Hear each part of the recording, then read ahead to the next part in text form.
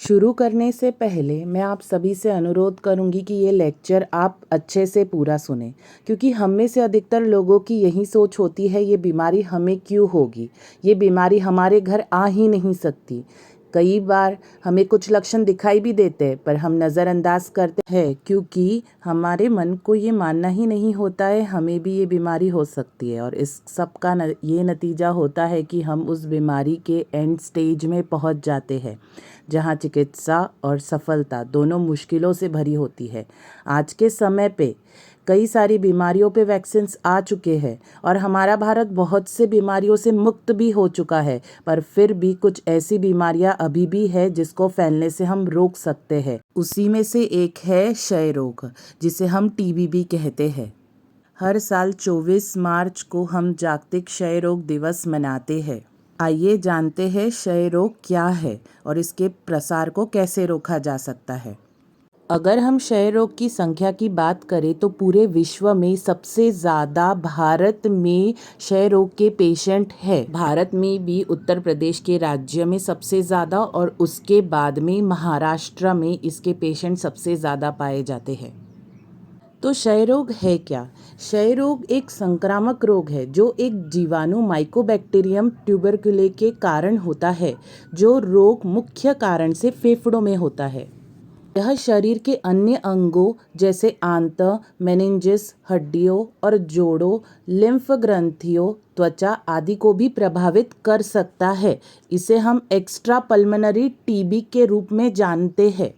इसके प्रमुख लक्षण में 3 हफ्ते से ज़्यादा सूखी खांसी आना, खांसी के साथ बलगम या खून आना, सांस लेने पे सीने में दर्द होना, बेचैनी होना, भूख कम लगना, वज़न कम होना, रात में हल्का बुखार आना, पसीना आना, थकान और शरीर में दर्द होना। इसे क्षय रोग इसीलिए ही कहा जाता है क्योंकि धीरे धीरे शरीर का क्षय होता है, वज़न घटने लगता है। अब ये फैलता कैसे है? तो ये बिल्कुल फ्लू या सर्दी की तरह हवा से ही फैलता है। जब कोई व्यक्ति जिसे खांसी होती है वह छींकता है, बातचीत करता है, हंसता है, मुंह से छोटी छोटी बूंदें निकालता है जिनमें ये कीटाणु होते हैं। जब आप इन कीटाणुओं के बीच में सांस लेते हैं तो यह कीटाणु आपके शरीर में प्रवेश कर जाते हैं। टीबी के बैक्टीरिया आपकी सांस के साथ फेफड़ों में पहुंच जाते हैं और धीरे धीरे फैलने लगते हैं और फेफड़ों में छोटी छोटी जख्म बन जाती है। अगर आपकी शरीर की प्रतिरोध क्षमता कम है तो टीबी के बैक्टीरिया की शरीर पर अटैक करने की संभावना बढ़ जाती है। आप एक्सरे में देख सकते हैं टीबी का चित्रण।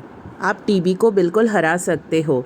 खांसते और छींकते वक्त अपना मुंह ढके, खुले में ना थूके, स्वस्थ और पौष्टिक आहार खाइए जिसमें vitamin A, C, E, zinc पर्याप्त मात्रा में हो, जिससे आपकी प्रतिरोध शक्ति बढ़ेगी।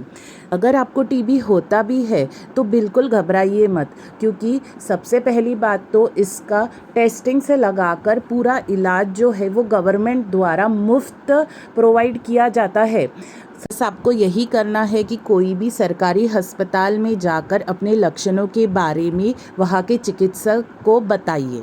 डॉट्स थेरेपी के अंतर्गत सरकार आपको मुफ्त में दवा प्रदान करेगी।